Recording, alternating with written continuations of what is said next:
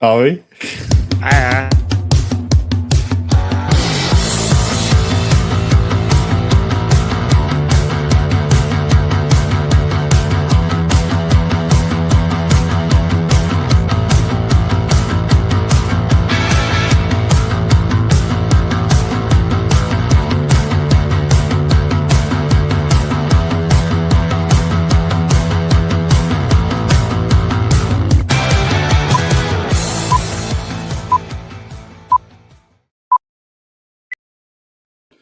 Hello and welcome to episode 165 of Ask the Accountant, part of the Ask the Accountant Network, a podcast network for accountants and bookkeepers, not only in the UK, but across the world. We're supported by what we'll be launching on the 1st of January, which is our Patreon community. We've already got a few members in there. I think we've got 11 people in there already. Not really sure how we've got 11 people in there, considering we've technically not launched the channel, but people have found a way in. So, hey, if people want to get in early, that's fine by them. But yes, on the 1st of January, we'll be... Say again? Our community must be Sherlock Holmes, like looking for, trying to find it all, putting the pieces together, trying to, very impressed, very impressed. Yeah. They've done a good job. But yes, and as always, I am joined by my co-host, Mr. Aaron Patrick. Aaron, how are you and how was your Christmas week? Absolutely glorious. It was brilliant. Yeah. I went into it thinking, am I even going to have Christmas off? But basically, I took Christmas off, then I took Boxing Day off. And I thought, well, I'll just sit on the sofa and do a bit of work for the rest of the Christmas time. You know what I mean? Until today, I'm back at the desk today. I've got a full day of work today, but it was nice to have that time off to go through that. In fact, I've got a little story actually. Of what I did yesterday. So, have you ever watched? Have you ever watched Jet Lag? Does that ring any bells? I've heard of it. I've not watched it. Highly recommend it to absolutely everyone out there, right? So I know Tim over at Guernsey, he watches it as well. But it's by a bunch of YouTubers, and their whole premise is that they go off and they do like capture the flags and all this, but it's all geography based. It's all like in real world, and hide and seek's my favorite one they do. And they're actually doing a season now in the UK. It's the first time they've ever done it. So they're in the UK, and literally they started it at St Pancras, and one person went off, and then they have ways in which to find, but you find the person. It's all this like scavenger hunt type idea. Absolutely brilliant, great bit of YouTube. Highly recommend it. Anyway, I got the opportunity to do a similar sort of thing yesterday. So there's a YouTuber in Derby. And he has a merch store, and that's the merch I'm wearing now, called Mashtag Brady. And when you bought his merch over the Christmas period, in there was like a little, you're now enrolled in this scavenger, in this hide and seek game on the 28th of December. So literally on the 28th of December, he created a whole new like Instagram account. And on there, he posted like sets of like thing of where he's going to be. And the whole point was you had to go and find him anywhere in the UK.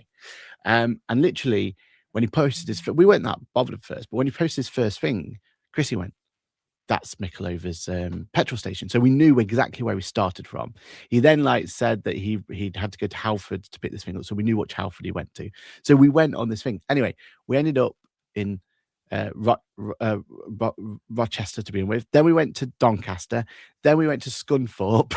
So all the glamorous places of the UK.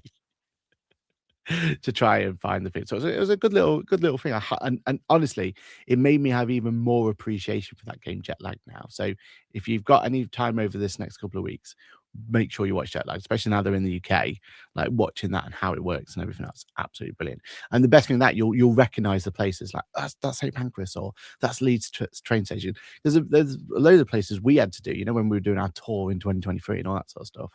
A lot of places that they go to from there. So yeah. Go and watch Jet Lag, and you'll have a new appreciation for it. Because I certainly do. Because honestly, the thrill of going, wait, he could be driving through, because we knew what car he had, because we watched him for so long. Like we knew what car he was, so we was keeping an eye out for his car and all that sort of stuff. So yeah, very good. I would say get out more, but it sounds like you went around half the UK. Yeah, the dog wasn't exactly thrilled about having to sit in the back, but she's fine. She's fine. Dealt with it. Moving on. Yeah. Wonderful. Well, as long as you've enjoyed your week, that's what's important. It was great. Good. Right, and we are not, if anything, here, if not for How our about your week? community. How's your week been? Uh, Not that I'm trying to I pad had- out this episode because we've got nothing to talk about. But how was your week?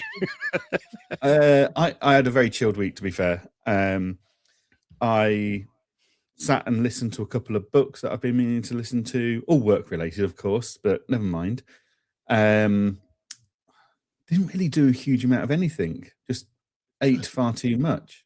And like, I was covering Engage as support, but I was doing it from the sofa. I was watching TV. It wasn't, I only had to check it once or twice a day. Like, it wasn't exactly strenuous. And I dabbled with a few bits. There's a few releases and some softwares that I've been meaning to look at, and it's like that kind of stuff I don't mind doing in front of the telly with the laptop. Yeah. Whilst I'm uninterrupted stuff. So yeah, very nice chilled week. Thank you very much. Good. Right, let's have a look at our community and see what they've all been up to. Good morning to Kirsty, who first in at 8:30 today. I take it Cheryl's still on Christmas break somewhere. Kirsty says, good morning, everyone. Hope you all had a good Christmas. We did, thank you. Juliet says, good morning, all. Morning, Juliet. Paul Ingram says, good morning, everyone. Hope everyone had a great Christmas. A&B Accountants says, good morning. Hope you both had a relaxing Christmas. I think we both did, by the sounds of it. Planned or unplanned, we got there. Stephanie says, good morning, gents, or hi, gents. Hope you had a great Christmas break. Mahal says, good morning, everyone from London. I hope everyone had a great Christmas. And he's subscribed for a cool listener on Patreon. One of them. Well, welcome. There we go. On board. Elsie Fowler says, hi, good morning. Clive says, good morning, chaps. Enjoy your Christmas time off. Aaron, take a break. Suzanne says, good morning. Hope everyone had a lovely Christmas. Stephanie says, that's my life history. How weird. Rochester, Doncaster, Scunthorpe is my life backwards. You know what's important, though, is you're not there now. Right. And then we've got Clive saying, seeing some firms only close Christmas Day and St. Stephen's Day, and then New Year's Eve and New Year's Day, seeing others close from the 19th to the 5th of January. Is it Scrooge-like to only close for a couple of days?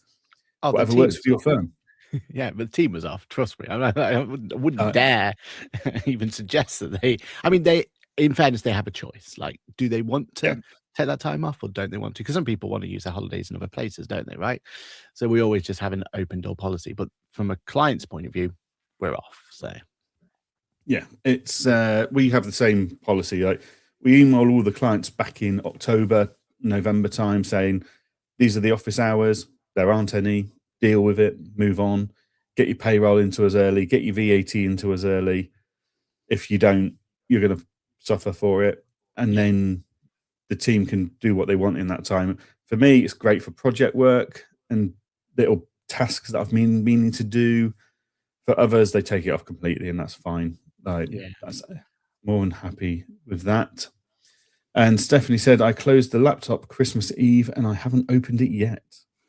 Nice. I started going a little bit crazy by the end of Christmas Day. Like, I was itching and starting to rock.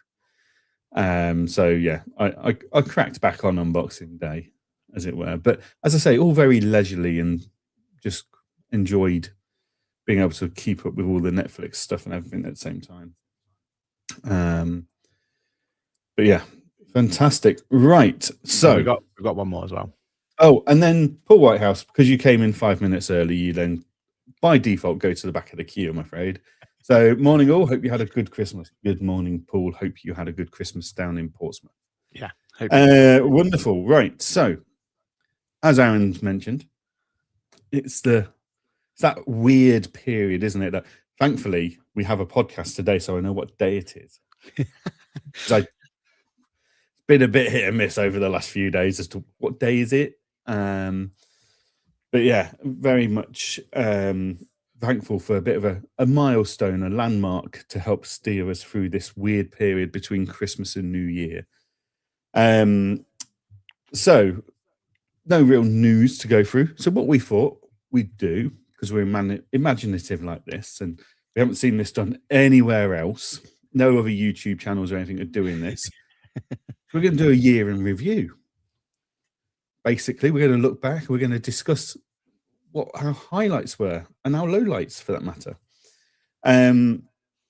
So what we're going to do is we're going to talk about our favorite hardware, tech releases, software releases, favorite software of the year, biggest software release flop of the year, all this good stuff. But there are rules. So we are acutely aware we can be a bit biased at times. So first rule is Aaron can't mention QuickBooks. I feel like I'm in handcuffed, but it's fine. You go with that rule. And I can't mention Engager and TaxCalc, because otherwise we'd find a reason to justify every single category being one of those three. We are going to discuss favorite event of the year, and Aaron's not allowed to mention Vegas. Back to the drawing board for me then. Yes, and we will try and avoid talking about ChatGPT as well, but I can't promise anything. Basically, I've been listening to our users, to our listeners, and taking their feedback on board, and thought we'll make this a bit more generic. And Paul says next rule, no F1. Fair enough. We hadn't even thought of bringing F1 in, but fine. Well, that goes half of my categories out the window. I'm going to have to start again. Thanks for that, Paul. But yeah, so let's kick off with. Although we have to say this though. Hashtag ATA wrapped. ATA wrapped. There we go. I like that, Kirsten. Yeah. Well done. Yeah. Although if you've seen my rapping skills, you know this next hour is going to be disappointing for everybody. So they're the rules. We've explained the rules. So let's crack on with our first category. Aaron, what has been your favorite hardware of 2025? The bit of kit that you've just used pretty much every single day. It's always with you.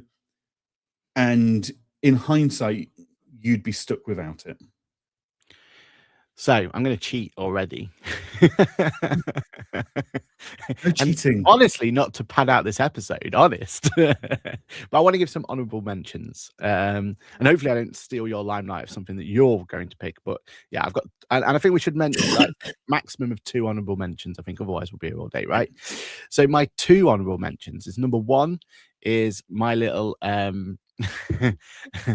if I was allowed to, then yes, that's exactly what I was going to say, Steph. But I'm not allowed to. That's not part of the rules. But my number 1 would have been, or is, should I say, is that new, I always forget what it's called, GI Net's little mini router that we have. And the idea there is, as I'm out and about, and I've been doing that a lot this year, having that one device with me means I can set that one device up, get it connected to whatever internet needs to be connected to, 5G, Wi-Fi, whatever it's going to be, and all my devices connect to it. Absolute brilliant piece of kit. Love that. And has been such a useful one. And we're going to be using it more and more for ATA as well, because there's things like when we're now at events and stuff, we can set that up and it has its own little mini internet thing, and then we can start uploading data up there. We can start connecting devices, all sorts of use cases for it. But yeah, absolutely love that. My second honorable mention has to be the mouse. It was an upgrade. Yeah, it was an upgrade. I think it was, we weren't asking for an upgrade for it. So for anyone who doesn't know, this is the MX4. This one is that right? I've got that right. It's MX4. And we were both on the show big believers in MX3. And on here, they've done a few kind of tweaky updates, but not major ones. So that's why it didn't win overall. But still, best mouse on the market by a country mile, in our opinion. Having a scroll wheel here so that you can go left and right, game changer. And having 2 little buttons there. Honestly, I use those buttons more than I care to admit, because they are my copy and paste button. You think as an accountant and bookkeeper, how many times you copy and paste in from one to another? Like, yeah, just having that as a shortcut there. I was saying off air as well that I was even doing it as a screenshot option as well, but it didn't quite work as I wanted it to. But they're the sort of functionality you can start going down when you go down the route. So they're my honorary mentions. But my actual piece of tech that has been a bit of a game changer for me is my new Legion Go mini computer. Now you won't see this yet but I've done a whole review on it. So for Patreon members, you'll know that you have access now to my everyday carry. That was basically what's in my backpack. But I did a stealth carry as well. Not sure what the actual title of that would be, but in there I have this really tiny mini computer called the Legion Go. And what I really, really like about it, I mean, I've been looking for a while, haven't I, for a, that Windows device that makes sense to me, right? Because I'm a fully Mac, and that's what I use on a day-to-day basis. But every now and again, the team have like Windows issues, or I've got to kind of check a piece of software. So I've always had to have a Windows device, and for a long time, I've been taking that Surface Book around with me, had 5G on it, blah blah blah. But it was so frustrating. It was just it just didn't fulfill what it needed. But this new Legion Go is a really tiny device. So literally is pocketable. But also has the ability to have little game controls on either side. So if I want to, I can play a game or two while I'm on the train, or I can watch some content on it. It's got this beautiful OLED screen on it. It's Windows powered. It's tiny, as I've said. And yeah, honestly, for the kind of use case scenarios and getting the most out of it, and having it as like, it's also doubles as a camera monitor as well. When I've gone there, it's got so much use cases for it. And I think I'm getting to that point now where a piece of tech for me to wow me has to have multiple use cases and has to be able to be put into multiple areas. So yeah, Legion Go. I've got a whole video coming out on it in a couple of weeks' time or months' time on the bonus show and everything else. Like, I think it gets released in like maybe March, April, because the bonus show people get a timed exclusive. But yeah, do keep an eye on it because I absolutely love that piece of gear. It's I can do anything. I can use any piece of software on it. It's full Windows, but it's in such a nice compact little area.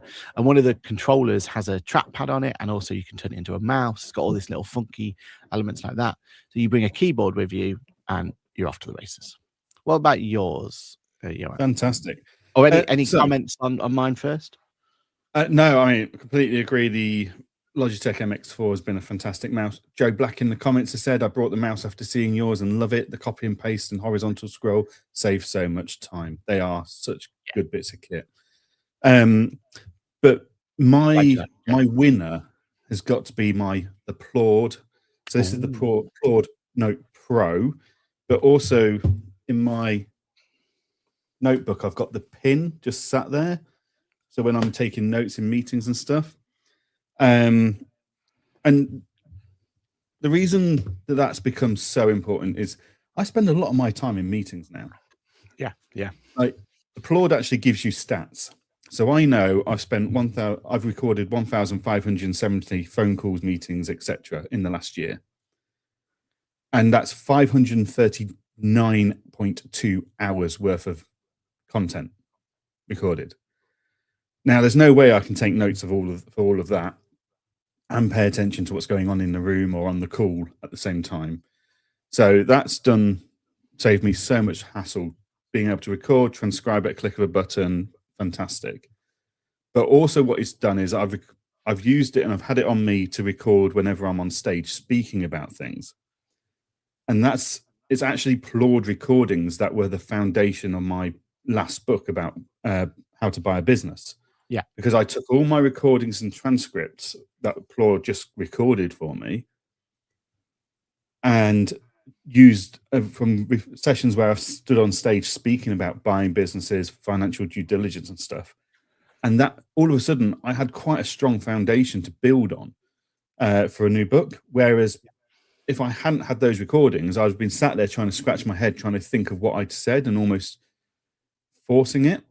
So yeah, the Plord Note or the Plord ecosystem, whether you've got the pin, the note, whatever you're using, absolutely phenomenal. And yeah, huge asset to me in my day-to-day life, basically. Do you think it's oh, go on. I was gonna say, do you think, because my biggest takeaway from that is it's a whole ecosystem just dedicated to it, right? And I think there's so much strength in there in that, isn't there? Where it's just like literally it's dedicated to that one element of it. That's all it's going to do. Blah blah blah. But do you at all feel nervous about the direction that ChatGPT is going and them going into hardware? Because this seems like an obvious place for them to take their hardware, right? If they do, absolutely fine with that, because Okay. Claude has got a Zapier integration. So I can actually tell it, as soon as there's a new recording transcribed, I can tell it in theory to take it from there and put it via Zapier into Google Docs, into ChatGPT, etc. Not an issue. But the reason I like Claude over other AI recording tools is it works in any scenario. So I could be meeting you in person, and that's not an issue. I can be on the phone; it's not an issue. It can record. I could be in a call online, Teams call, whatever it is. It can record. It covers every single manner of conversation I have. Whereas Firefly, all these other tools like Vinyl and stuff, they're all great. They all do amazing things, but they work on the presumption that every single important conversation I have is done on Zoom or Teams, and it's not. Yeah. So, although I if think you're Vinyl did just bring out an app, right? I think that's one of their but then that new release. requires your phone. Yeah. And when you're out all day, even with the iPhone 17 Pro Max battery life being phenomenal, there's an amount of battery anxiety going on there.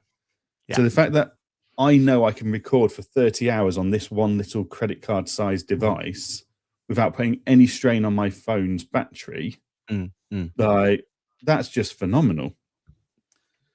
So again, like, yes, you can have apps on your phone, but it still puts a strain on the phone's battery. When if you're out for a long day, you might not want to be, like, so if I go to like one of these conferences that I go to, or like any of the conferences we go to at Accountex, right? Yeah. So we go to Accountex, Fab, wherever it is, your phone spends a whole, like, you and I, we're normally out of the hotel by 6 in the morning, 6:30, 7 o'clock at the latest. Yeah. We're then in a room which is surrounded by other mobile phones, all trying to leech off the same internet, which is draining on the battery in itself because it's having to work harder to maintain internet and get notifications and stuff to us. Yeah, agreed. Then we go for a pint afterwards. Then we go for dinner. Then, like, you could be out of that hotel room for 18 plus hours. So to do that on your phone's battery alone would be a strain. To then want to record 4 or 5 hours worth of sessions and conversations and stuff on top, it's just a strain on my phone I don't want to put on it. Like, yeah. Whereas with this device, I know I'm covered. I can capture as much content as I want and not worry about it. Yeah, no, I get it. And I think that's where I'm battling it myself, because I'm now, because at this point in time, I have 4 different AI elements that I'm kind of battling with and trying to sync up and trying to figure out what the use case is for and paying for and all this, that, and the other. So part of me really wants that world where it's just one and one wins, and that's what I have to rely on. Because also, the whole point of getting the most out of AI is it has access to all that data, isn't it? So the more data we feed it, the more useful it's going to be. And having it now siloed in all these different bits isn't going to help. And that's why, because I was going to have an honorable mention for Insta360's Wave. We kind of, I think we may have spoke about it this time last week. But the idea of that is it's that the webcam both me and you are using, but now they've brought out a secondary part to it where it is the audio element of it, and it's huge. Like, it's like this big audio stick basically, and you can plop the camera on top, and using AI it can then record. And I'm in a position now where boardroom meetings and all that sort of stuff has become a thing. So I need to have that idea of being able to have it, and that technology would be amazing for that, right? Because it can analyze who the person's talking to, and you have these great. But then I'm introducing a whole other ecosystem of AI transcripts, and And I'm like, do I really want another subscription, B, another siloed area for these meetings to go to? Do you know what I mean? Like, that's where my frustration is at the moment. It's like, it's champagne problems, isn't it? Right? Like, we didn't have this technology X amount of years ago. So how should I be complaining about it? But I am frustrated that it's like There is fingertips. still, with anything we do, there's a connectivity thing that, like, I sit there going, 500 something hours of me talking. A, that's got to be really dull. But B, like, I've already proven the concept that there's enough content in there to write a book. Yeah. So actually, what else is in there that, so, and I'll come on to this a bit more later down our list. Yeah. But that ecosystem and everything, talking to everything, that is still a bit of a dream of mine. So I know I'm capturing the data now. I can only hope that in the future there'll be other abilities for me to use that data somewhere else. Sounds good. Let's get to the next one, and let's alternate. So you go first on this one. Okay, so tech release of 2025. Your favorite thing that's been released in 2025. I've struggled with this, if I'm honest. I feel like a lot of the upgrades this year for a lot of our favorite hardwares have just been like step improvements. They've not been anything amazing. But I think I'd have to go with the iPhone 17 Pro Plus. Like, I don't think the camera was a huge improvement or anything, but the battery life has just been a game changer for me. Like, I don't feel the need to take a mobile battery pack anymore. Whereas beforehand, like, if I did London and back in the day, for me, that's at 4:30 a.m. leaving the house. I'm back by midnight. And I would always stress about the phone battery life because that's got everything, hasn't it? It's got your train tickets, it's got your bank card because I use Apple Pay, it's got everything in there. But since the new phone came out in September, my battery anxiety has diminished. It's not to the point that I'm happy to record things on it all day, every day, but I feel more confident in it. And taking any anxiety out of life is a bonus at the moment for me. Yeah, I mean, it's a good phone, isn't it? And yeah, yeah. Is it? See, my honourable mention for me would have been, and it's the iPhone Air. So that's the really thin device, right? Because I wrote it off. I thought, oh, it's a gimmick, whatever. But every time I pick it up, my wife's got it. So every time I pick it up, I'm like, oh, this is actually really nice. Like they've really nailed that aesthetic. What Apple do best, right? Like the aesthetics and everything else. And actually, the battery life hasn't been too much of an issue for her. She's not had too much of a problem. She does have the like official battery to go with it, but most of the time she's not really had a problem with it. But what it does make me think is, if the rumors are true and next year it is that foldable device, that's what I'm thinking that they've released this for, right? It's like a concept of that really thin element of it. Because for anyone who doesn't know as well, they actually made our phone thicker this year. And my tinfoil hat moment is they've done that on purpose so that the next device is going to be either the same thickness or a tiny little bit thinner. The foldable device, like that's what they're aiming for, right? To really wow. So that'll be my honorable mention, is just that iPhone Air, because I think it's such a it's I never thought I wanted it, but actually feeling it and having it in my hand, absolutely love it. But my actual device has been for the show really, and it was the FX2 or FX4. I can always get them mixed up, whichever one it was. But a Sony camera. And what is impressive about this one is we've always had these FX devices, and for anyone who doesn't know, like, you can get your normal kind of cameras that are just point and click or record video and stuff. But then they have what's called a cinema line. And the reason that cinema line is so useful is because they have things like fans in it, and they have 2 memory card slots. And they have all of these tiny little upgrades that are designed to make it so that if you're producing content, it's going to help you make sure that content gets recorded, which is probably one of the most important parts of doing any piece of content, right? But because it's got 2 memory card slots, it can get powered by USB-C, and it's got this fan on and all these tick, tick, tick, tick, tick, tick, tick, all these options, right? It's always been an amazing device. And we've had an FX3 and FX30, are the 2 that we've been shooting our main content on for a while now. And then they released this FX4. And what drew my attention to it was we've always had like a third or a camera, because ideally, especially in our shots, we need to have we need to have multi-camera setup, and 3 cameras like the sweet spot for us. And we've always had the third camera, and I never wanted to go and buy another FX3 or another FX30. It just felt pointless, right? Like why buy the same device again? So we've always had like other devices there, and they've always been a bit of a, well, we best make sure that's on me or Johann, because that's the one that's likely to die or to give up the ghost or to not record or to get corrupted or do whatever the issue is, right? So it's always been, we almost had like this throwaway device, if you like, to go on us. Then they released the FX4, and what it is a hybrid, and it's not just camera as in video related, but it also is an amazing stills camera as well.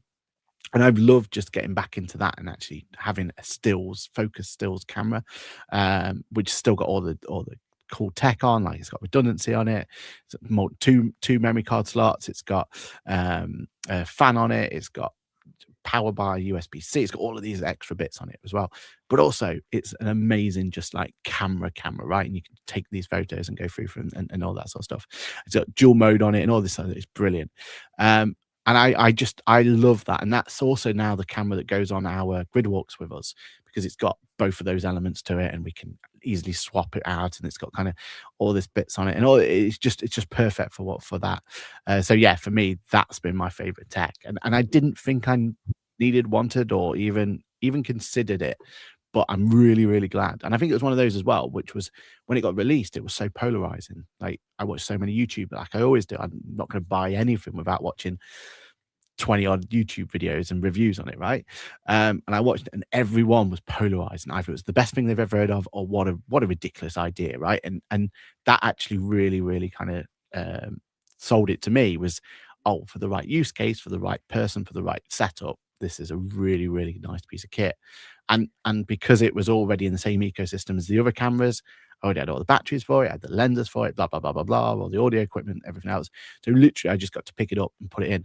Whereas before, I've been like playing around with, or do we go down like a Canon, or do we go down this, red whatever, and all these other stuff for that third camera. But no, they released the perfect camera for us. And yeah, I've been loving it. Cool. Yeah, it has done some great work already, hasn't it? So yeah. Okay. Software release of the year. Now, remember the rules, Aaron. You cannot use QuickBooks. Also, listeners, stick in your thoughts on the best release of the year. So this is like a feature release, okay, to a software you're already using. What's your favorite one been?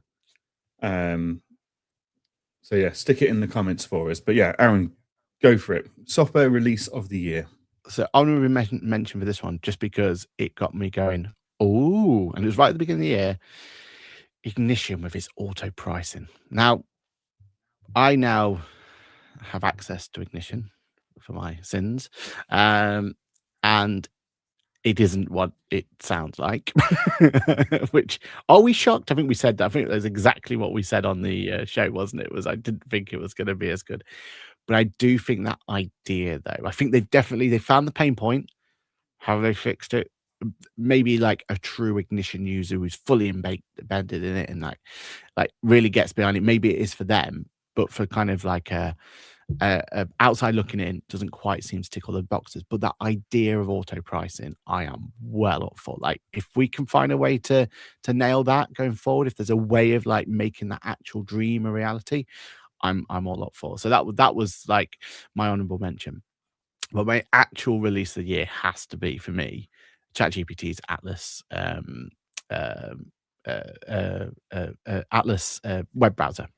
So sure, everyone on the show knows already, but just a quick recap of what it is. ChatGPT's released their own a web browser, But what they've done cleverly on this is they've integrated their AI agents directly in it. And I've been using that AI agent for it lots and lots and lots of places. I even have a dedicated PC or Mac in the background that I've locked down, and it only has like access to X amount of things, all this, that, and the other. Which I think was our biggest frustration of the software when we first got it, was because every time I go into a new device, I have to set it all up again, and I'm having to do it. But actually, I think there's a strength to that as well. I think they need to do a more elegant way, or at least give you a choice. But the fact that when you go into a new device and you're setting up for the first time, you're in full control of what it can see, what it can do, and all that sort of stuff is actually quite clever. But I've been using it to triage my tickets. I've been using it to automatically take one piece of data from one place to another. I've let it go off into Engager, and it does like reminders for me. It creates me tickets when a notification comes in, things like that, right? Like, it's automating stuff in the background that I'm really, really enjoying using everything else. And also, I have it on my main computer as the place where, when I'm dealing with tickets for clients and stuff like that, or something's been sent to me, it is the perfect tool to have next to you, because all you need to do is go, oh, like the client may come in and say, oh, why is this, or whatever the issues, and mainly all I get now is like gribbles or problems or issues. Now I very rarely get the nice questions from clients, right? Mine's always like, oh, I'm frustrated because this hasn't, or what, you know what I mean? Like that's kind of tends to be my role now. So having a tool to just go through and like summarize what's happened before, or go into like, because it's got access to databases like engagement stuff, and find out when stuff was done and stuff like that. I can let it go off and do what it needs to do, come back to me with a really good summary of what's happened, and then I can go back to it. That's been such a time saver. Now, normally, like a question like that could be an hour of my time gone easily, like gone, like down a rabbit hole trying to figure this out, figure that, whatever it's going to be. 10 minutes, I have all the data I need, go back to the client. That client's now happy, that client's satisfied, and I can move on my day. I'm like literally saving 45 minutes per query on the ones I get. Because again, the queries I'm getting are always going to be that little bit more complicated, that little bit more like there's more hour, because otherwise the team would have just dealt with it, right? Like the team would have just gone about it their day to day. But now I've got such a powerful tool to help me like tackle those things. Been absolute game changer. So yeah, if you've not started using it as well already, and you're already in the chat GPT world, I highly, highly recommend just having a go at Atlas. Personally, I still can't have it as my one and done browser. Like it just won't, like it doesn't replace Chrome for me. And it pains me that I'm still using Chrome, right? Like seems like the wrong thing to use. But I'm using Chrome, loving Chrome. But Atlas is always going to be on that device as well. And having those siloed things where it's literally just my tickets are on that Atlas now, and access to like engagement stuff like that. So it's got database it needs, but it is just there for communication, like getting tickets done, dishing out the work, all that sort of stuff. That's what it's there for. And it's been an absolute game changer for us. What about yourself, Johann? Or any thoughts on Atlas? I know Atlas has been incredible. Again, I need to get into the habit and the routine of remembering that button is there and to use it. Oh, is it? Do you not always have it open then? Is it not just open by default? So I'm always on. Like, I'm using Atlas browsers now, right? Yeah. This is on the browser.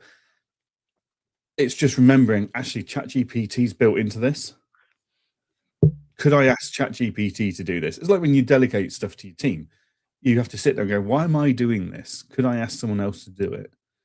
And it's just getting to that habit and that routine of doing that. But yeah, no, it's a very cool tool. It's got a huge amount of potential for us all. My software release or feature release of the year, it only released this month. And I couldn't work out why it wasn't working for some of my clients. But then I realized, oh, it's because the QuickBooks integration is crap. And they've got a crap API, but the software providers already knew that, and they came up with a workaround that I just needed to implement. And that's Xenon's opening balance check. So this problem shouldn't exist, okay? But it does. We have to accept that. And that is, we file a set of accounts to Companies House for a limited company, and we go through our year or our months, whatever we're doing, and the balances in QuickBooks Zero, Free Agent, Sage move. And the opening balances for the financial year are not the same as what they were as closing balances at Company's House. And then you come to do the accounts or the management accounts, you spot the issue, you go back and try and change it. Yes, there's things like locking the books and stuff, but it all requires human interaction and remembering to set the lock and trusting a client's not going to go in and some clients don't want their books locked. They get frustrated and keep calling us to unlock them, and so Xenon have released in the last month the ability for it to check your opening balances for the current financial year in Zero, QuickBooks, Sage, Free Agent against the closing balances in the accounts as posted to Company's House. And that check is so important. I mean, you and I are looking at firms to acquire, right? I've seen accounts from accountants for their own firms where the balances posted in 2023, for example, in the 22-23 accounts, and then the comparison column for 23 to 24, 2023 doesn't bloody match. If that's happening with an accounting firm or a bookkeeping firm's own books, then how the hell can we expect our clients to stay right? Yeah. So just this simple check being done once or twice a day, every single day in Xenon. So whenever my team go in and look at the health score, it's on there if there's an issue. It just gives me confidence in the accuracy of what we're doing without having to manually go in and check it every time. And it also gives us confidence in our accounts production that they're starting in the right point. So yeah, for me, that Xenon release that came out with the Company's House integration just a matter of weeks ago, game changer for me and the confidence I've got in the quality of the books that we're working with. And for those of you that have got QuickBooks clients, you need to go into the client in Xenon, scroll fairly far down and enter their Company's House number and press save in the settings for that company, because QuickBooks doesn't have the Company's House number on the API, but Free Agent and Sage and Xero do, providing you've saved that data in the bookkeeping software. Okay. And is that one day maybe we can get that from Engager? Will that ever happen, do you reckon? But to do that, you're then doing a freeway sync. Oh, okay. And like trying to compare records when all QuickBooks actually need to do is improve their own API. Which they promised to do, so that should be fine. One thing I would say though is, because I've still not had the chance to play with this, and it was actually on one of the jobs of my January was to Christmas to January was to play around with this. I like, it seems voodoo, right? Like if that API has always been available in terms of being able to be like, why isn't our accounts production software taking advantage of that, right? Because that would be a great little tool. And my accounts production tool, every time I run a set of accounts, it does like these pre-checks, blah blah blah blah. And most of the time I'm sat there going, why are you asking this question? But every so often it will come up with actually a legitimate, like, wait, you've added a new fixed asset register, but you haven't put the percentage in, like little things like that, right? Like comes up. Yeah. So sometimes it does actually. And imagine though it could come up with, wait, last year's figures don't agree. Like, why has that not been our accounts production tool for years, right? Like Xenon's onto an absolute winner here. And you know what it is? Go for it. It's because Xenon listens to its users. All these big tools don't listen. They're not sat there taking on the tiny, small pain points. Xenon really just sit there and listen at a lower, the granular level. Yeah. Of the feedback and understand what the problems are. Like the API for MTD VAT agent authorization has been available to the public for 5+ years. Yeah. No one's used it until this year when Engager went, well, that could work. Like for years, practice management tools have lied to us saying it doesn't exist. It does. Yeah. Like we just, sometimes it takes these new startups to come along and challenge perceptions and the pre-built assumptions that they know these softwares know best. They don't. The users know best, and we've got to keep listening to them. Yeah. So and as Kirsty said, Gareth at Xenon is a trained accountant, so he understands the pain point himself. Exactly. It's probably a pain point he knows full well because he's suffered from it, right? Like, and so he's gone, well, surely there's a better way. Love it. Yeah. So that's my software release of the year, which is different to my favorite software of the year. What software have you used that has just made your life better, Aaron, this year? So mine has got to be Adfin. In January 25, I scrapped GoCardless. I moved to Adfin. Everyone complains about how much effort that is. Like, it's so much easier now than it was back in January 25 when I was an early adopter.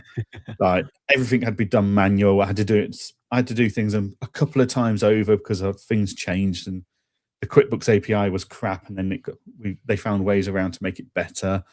But yeah, like,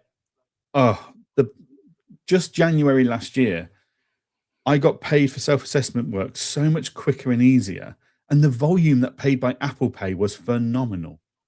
Interesting. But if you get when you go do online shopping, and if there's an option to enter your credit card details, address, etc., or just press the Apple Pay button, what are you going to do? You're going to press the Apple Pay button or the Google Pay button. Like, you don't sit there and go, oh no, that's too easy. I'll just type in all my details manually. Oh, hang on a minute, I've not got my wallet with me. I haven't memorized my bank card number or whatever it is. Like, yeah, Adfin for me has just made my life so much easier, and it's just continually getting better. So, like, all of a sudden, instead of having PayPal, Stripe, and Adfin and GoCardless, I had one product to deal with, a product that could understand its own postings of its own journals. Because the moment GoCardless got a chargeback and they charged me £4 for the privilege of it not being charged, that was it. The QuickBooks reconciliation didn't work because they didn't correct the journal for me. So to go from that to one platform that does it all, I've got credit control built in now. My credit control is better than it's ever been, and it's fully automated. The fact that it hassles people on WhatsApp means I get a better response. Yeah, Adfin's just been an absolute game changer for my firm this year, thankfully. How about you, Aaron? What's your software of the year? Well, first of all, yeah, completely agree on Adfin. Absolutely love it. The new practice, we have 4 different payment providers, which is an absolute nightmare. So looking forward to getting into trying to consolidate that. At least if I can get half of those out of the way, I'm in a better place, right? Like, that's going to be brilliant. But also in Boffix, we have actually replaced our Square integration. So we have a website and a store where we're selling various things on there, and we've actually found a way to elegantly kill the Square one, which has been an absolute nightmare. Like, for example, every time a price increase comes in with QuickBooks licenses, for example, we had to ask our end user, our end customer, to cancel their subscription with us, and then reconnect with us at the new rate for us to accommodate for the fact that the price has been increased. It was ridiculous, right? Absolutely. This day and age, that should not be happening. And you can imagine, like, every year that we had to do a price increase, how many times that actually meant that we would then lose clients because they're just going, well, you're asking me to resubmit. I'm not going to do it. Bye. Like, it was, a buying decision for them, right? And we've literally forced them or given them the opportunity to say goodbye. So it was a pointless exercise. But now we've replaced Square with Adfin, much better. So that, yeah, 100% agree on Adfin. Which one? Oh, favorite software, wasn't it? Yeah. Honorable mention has to go to this platform, StreamYard. Absolutely brilliant. And this year they have gone from strength to strength with updates. Still waiting on a particular update that the rivals have got, which is a desktop app. Looking forward for them. Hopefully, they said they were going to release that this year. But what they have released this year has been the vertical integration. So now we can kind of, it's been hit and miss, but I think we've got our head around it. Having the ability to do it from there. They brought in new AI features as well, which means now we can get like AI snippets from it and all this sort of stuff. And I've been using it, StreamYard, a lot for getting content out to clients and stuff like that, like review of their accounts and stuff like that. It's just been a really, really, really, really cool piece of kit, and loving it. But actually, my one, and it might surprise you on this one, but the one that's been really, really useful to me has been Canva. So Canva itself, I think most people see it as a marketing tool, and we just use it for marketing, and kind of going through and putting all of the elements into there. And I like the idea of the marketing side of things, and I think it has been a better tool than what we've used in the past. And I know Lizzie does really good work. Even I can like do a thumbnail on it and all that sort of stuff, right? So for that sort of stuff, yeah, lovely. I think it's got a real good place for it.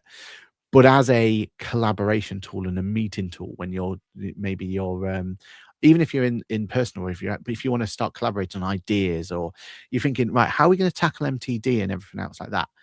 Creating a Canva space, so just an area where you can do it, like you can reset it, and then just inviting the team members in, and they can go to town, putting their ideas over here and talking about this over there, and you can bring databases in, and you can kind of have all of these different all these other elements that you can bring in and stuff like that.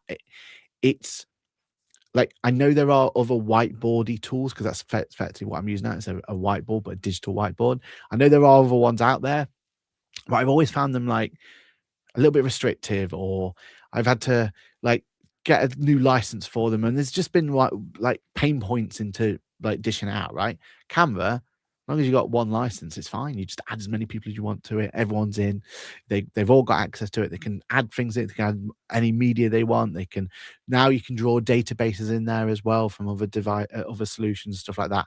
It's just a really nice place. And for like that trying to like make those meetings more engaging, more, getting the whole team to be involved in it, when you're trying to have those sort of meetings and stuff like that. Absolute game changer. We've started to use it a little bit for like planning like client work around it as well. So maybe they've got a big project or something, or we'll jump on a Canva board and we'll like map out what our project's going to be, because you can do like your flow charts and stuff like that to kind of get thing. When we did migration from one database to another, we'll like do it on there. Like there's just so much tools in there, and they've just nailed that usability. That's what Canva really is clever about. It's just intuitive, right? We don't have to do a whole session on this is Canva, this is how to use it, this is what the button does, blah blah blah. You literally give them a copy of it to the team, and they'll be off to the races. Absolutely love it. Fantastic. And answering Clive, why not Ecamm over StreamYard? I fell out of love with Ecamm. Yeah, it just. So my biggest issue with Ecamm is it's too complicated. Yeah. So one of the things we have is, obviously there's you and me every Monday, but then there's so many other shows becoming part of the network.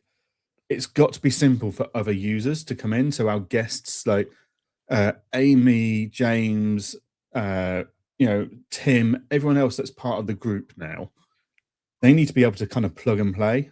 Yeah. Ecamm is not a plug and play software platform. Like No. it's amazingly powerful, but at the same time, incredibly complex for the same thing. So yeah, just for simplicity of plug, go live, crack on, StreamYard is far, far better if you've got guests and stuff, especially. Yeah. And it's brands as well, right? We have all these brands, like you said, about other networks. We just have a little drop-down button at the beginning, which brand we want, and everything's set up. Like Lizzie does an amazing job, like setting each one up to have that own unique feel and all that sort of stuff. If we tried to replicate that on Ecamm, how would that work? Like, do you know what I mean? Like, every time we move device, we'd have to start again. There's those sort of things as well, isn't there? Yeah, absolutely. It's it's just the plug and play. We need the plug and play and the reliability, and StreamYard does that every time. So we've only got 5 minutes left, which means we've only got time for one more, and that's going to be our favorite event of the year 2025. Now, we had a few other headlines that we wanted to potentially look at, but we've not covered them yet. But you know what? Silver lining, because they were the negative ones. So this has been a very positive after our comment last week about our negative attitude at the moment, this has been a very positive, everybody's lovely type podcast. So we're going to end it in 5 minutes' time on that. So our final favorite category, favorite event of 2025. Mr. Patrick, over to you. This is hard, isn't it? This is really, really, really, really So hard. many good. I mean, ICB was up there. I thought it was a cracking event, but for me, it has to be a Countex. And Manchester has always got a special place in my heart, but London this year just felt like it was on another level. And there was something about that that event. I think we learned a lot. I think we were able to nail it and kind of learn a lot from it and kind of understand exactly how to get that flow to work, what we need to do, and everything else. It's already affected us for next year because we've been asked to come again next year. So we are like, obviously, we're going to say yes to that, and obviously, we're going to put our everything into it. And we were already kind of thinking like, well, if we do this differently, do that differently, and everything else. I feel like for us, it's a special place because that's where where we got to. But well, that's where ATA was born, so that's kind of always going to be there. And also, I feel like this year there was just something about it. The announcement from Tatscalc and Engager that was like so cool, like having all of that kind of seeing all that happen and everything else that goes with it, and that buzz around the area because of that, and that talk that came through with it. We had so many like big marquee elements of that event that are there. Yeah, for me, it has to be a Accountex South. What about yourself? Oh, right. So I know it's against the rules, but I am going to make an honourable mention to Labs. Oh yeah, First event of the year, and I cannot tell you how much effort and hard work Ash and Andy Wainwright put into organising Labs, and the day was incredible. Like I still sit in awe of the efforts and the organisation and the planning that they put into this. And I've seen events before this year and since then where they've got huge teams of people that don't pull off an event like Labs. Yeah. Like, the amount of people that are involved in something like a Zero Roadshow, a Free Agent Roadshow, a QuickBooks Roadshow, a Sage Roadshow, etc. That, yeah, they do an amazing job. But yeah, they've got a huge team and huge budgets and resources for it. Ash and Andy did it on their own. And, like, it was just to pull that off with just two people was phenomenal. But the day itself was incredible. I think it really showed what could happen when you have two people that haven't done events before kind of coming with a bit of a blank slate, like musicians in the hallway all day. The exhibitors were all saying it's the best return on investment they've ever had because they were basically pre-qualified to be there by us. Yeah. We were saying like these guys are good guys to talk to. So honourable mention has to go to Labs, but the rules are I can't mention Engage or Tax Count, so they can't win it for me. No, for me, the event of the year has got to be Accountex London. Like London, yeah. Oh, I suppose the announcement for you, wasn't it? Yeah, I thought you were going to say Manchester, but go for it. No, it wasn't even the announcement, which obviously was phenomenal. I mean, highly stressful, but phenomenal.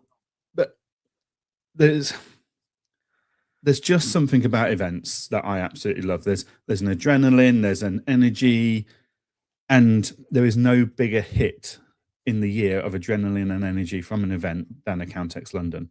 Yeah. Like 2 days of intense. I mean, we don't even podcast after Accountex London anymore because we know we're done. 2 days of Accountex London, you're spent for a long weekend. You need a break. But the numbers, like, what is it, nearly 12,000 people this year? And is it more this year as well? It's just phenomenal. Yeah. The energy, working with people like Caroline's just always an absolute pleasure. the networking with fellow software companies and users, etc.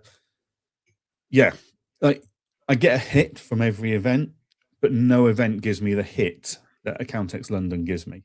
Yeah. Regardless of announcements, regardless of what stand I'm stood on, that is the event every year that I cannot wait for. And I completely get people don't want to go to it and people find it completely overwhelming. Yeah. But there's plenty of us out there that find that overwhelm like a real hit. Like it becomes addictive to do events like that. And yeah, London is just phenomenal at what they do. So yeah, it has to be Accountex London. And as you say, we've got links back there for a few years now where that's where we came up with the idea of the podcast. It was, it's got a special place for us. That's where the Grid Walk was born. It's where the Grid Walk was born. It's like so many special things have happened there for us. But yeah, that's the event that I'm so looking forward to. I've got a lot of events in 2026. Like the 68 nights I spent away from home in 25, I think that'll be nothing compared to 26 based on what I'm looking at in my diary at the moment. But the highlight event's going to be London Accountex by far. I've no doubt in that whatsoever. But yeah, right. Well, it's 9:31. We overran quite a lot last week, so I'm told. So we will sign it off there. Before I hand over to my co-host to say whatever he needs to say, thank you to everyone for all of your support in 2025. It's been an incredible year for the network and for us as individuals personally. And yeah, just very excited about everything that's coming up in 2026. The network's going to be taking a huge step forwards. Patreon goes live technically on the 1st of January, but if you're really eager, you can sign up today. Just go onto the Patreon website or download the Patreon app, and you can sign up and subscribe to the Ask the Accountant network to be a cool listener. And yeah, the plan is we'll be putting in content. Like there's a video in there currently for Aaron's everyday carry. I need to go and film mine. That goes into there first, so you're going to get first access before it goes onto all the general public channels. There'll be exclusive content going in there that won't be public anywhere else. There's live chats in there. There's all sorts of conversations and stuff going on. So yeah, very excited about what 2026 has to bring. So to everybody listening and watching, I'd like to wish you all a very happy new year and wish you all a very prosperous 2026. Anything from you, Aaron? Summed it up beautifully there. Summed it up beautifully.